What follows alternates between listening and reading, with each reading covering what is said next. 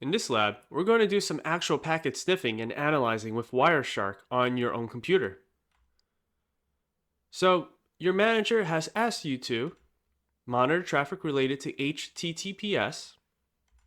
Then, management wants you to monitor traffic to and from the IP address 34.174.62.203 specifically. And finally, management wants you to monitor ARP broadcasts going to and from your computer. In order to do that, first we need to download and install Wireshark.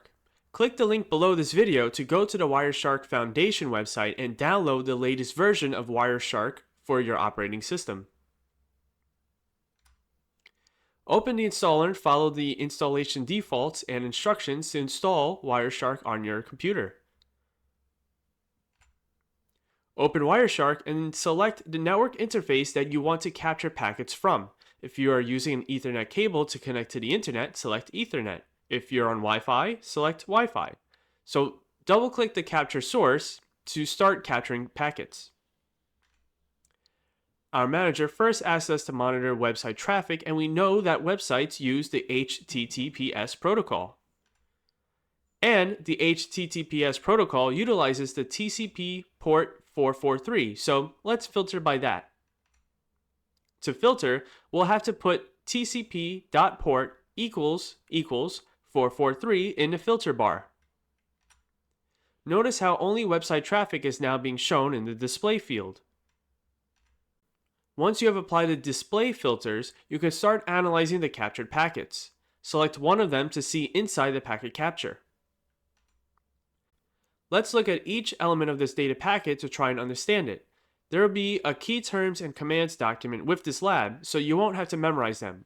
Right now, we just want to understand them.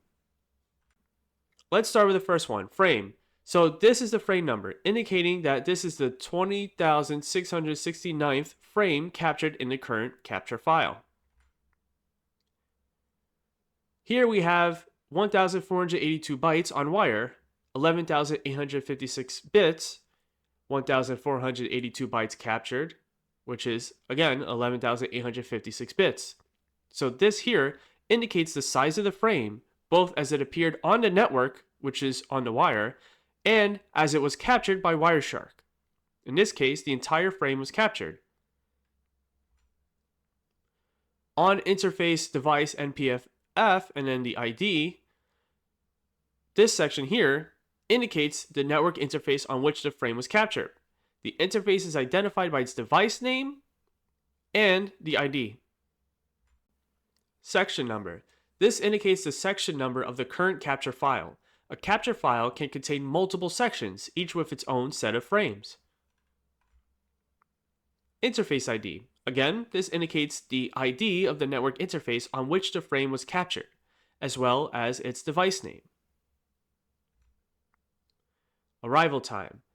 So this indicates the time at which the frame was captured by Wireshark. Time shift for this packet. So this indicates any time shift applied to this frame relative to the other frames in the capture file. Epoch time.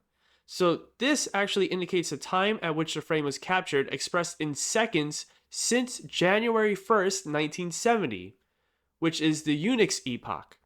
So the Unix epoch was chosen as a convenient starting point for measuring time because it predates the widespread use of computers and the internet. Time delta from previous captured frame. So this indicates the time difference between this frame and the previous frame that was captured. Time delta from previous displayed frame.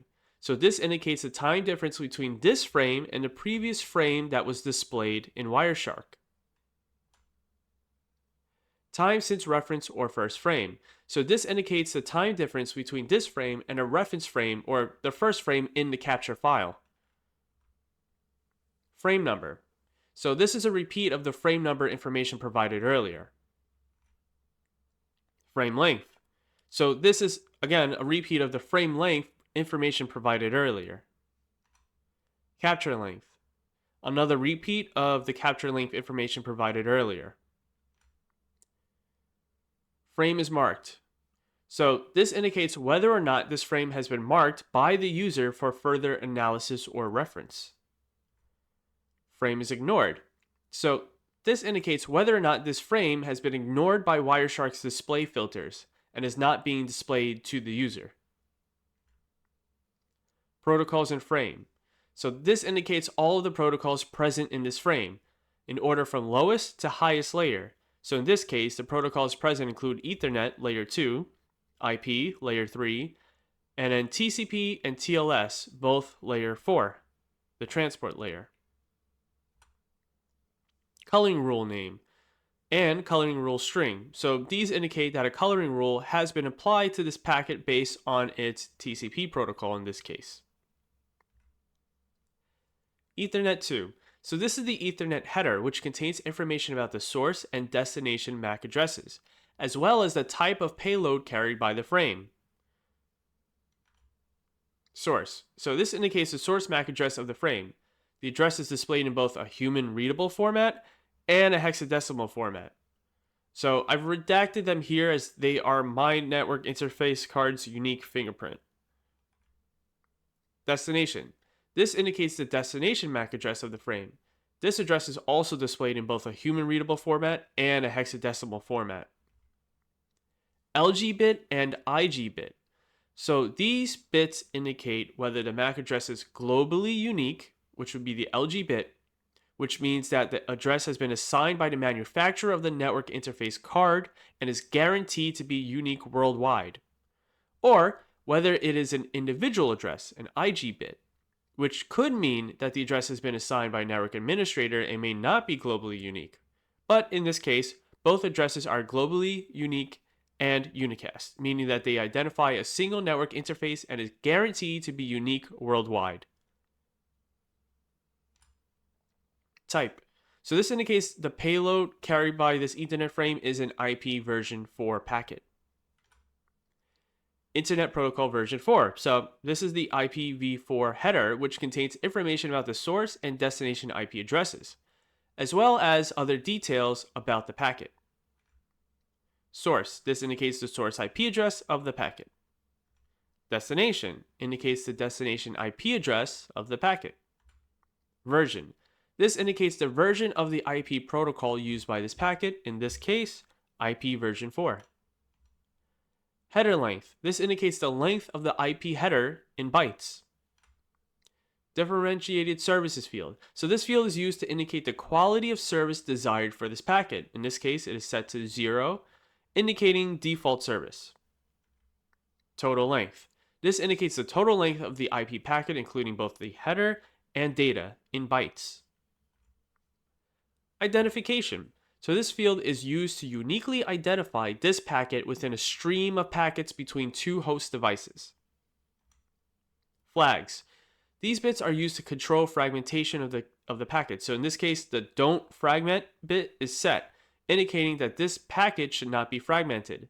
By don't fragment, what I mean is that if the packet is too big to be transmitted over a network, it will be dropped instead of split into smaller packets called fragments.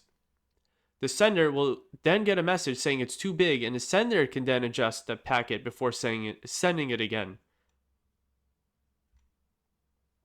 Fragment offset. So this field indicates where in the original data this fragment belongs. In this case, it is 0, indicating that this is not a fragment, but a complete packet. Time to live. This field indicates how many more hops this packet can make before it is discarded. In this case, it is set to 128. Protocol. This field indicates which higher level protocol is being carried by this IP packet. In this case, it is TCP with an assigned protocol number of 6 based on the TCP IP suite of protocol numbers.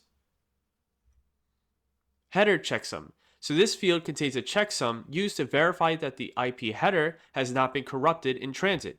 In this case, validation has been disabled. Transmission Control Protocol. This is the protocol used for the transmission of data in this packet. It provides reliable, ordered, and error-checked delivery of data between applications running on different hosts.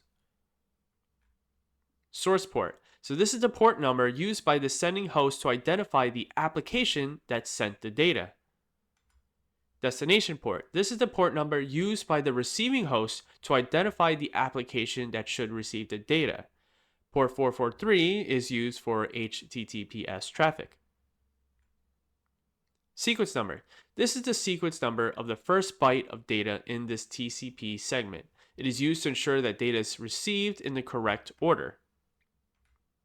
Acknowledgement number. This is the next sequence number that the sender of this segment is expecting to receive.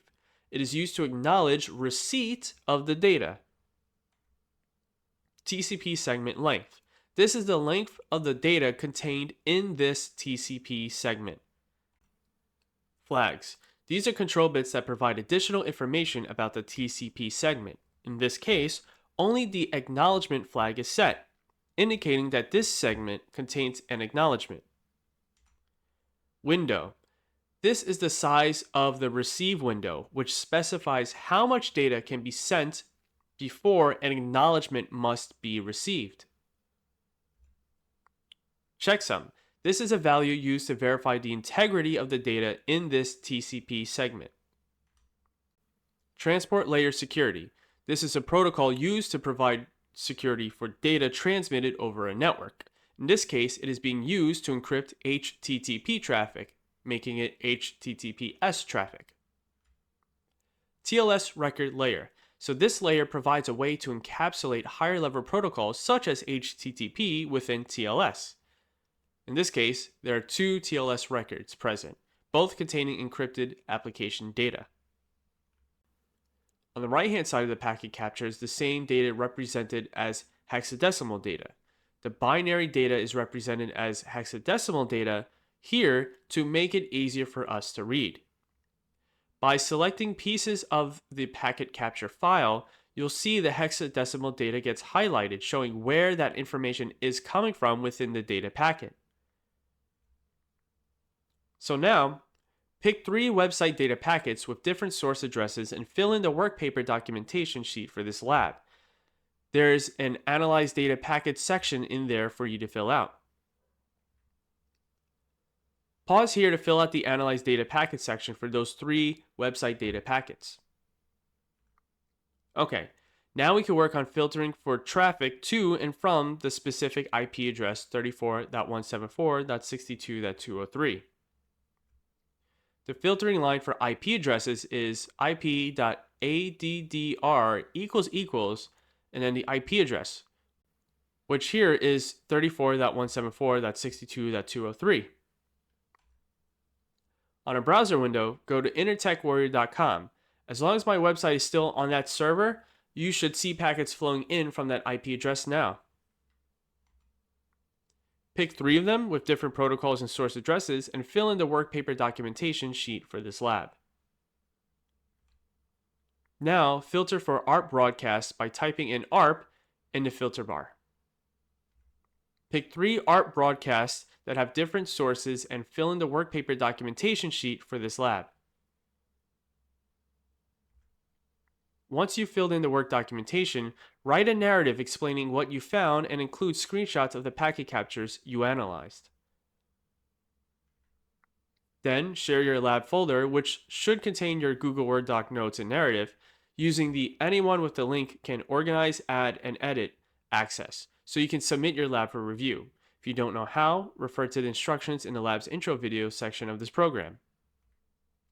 After you submit your lab, you can move on to the next one.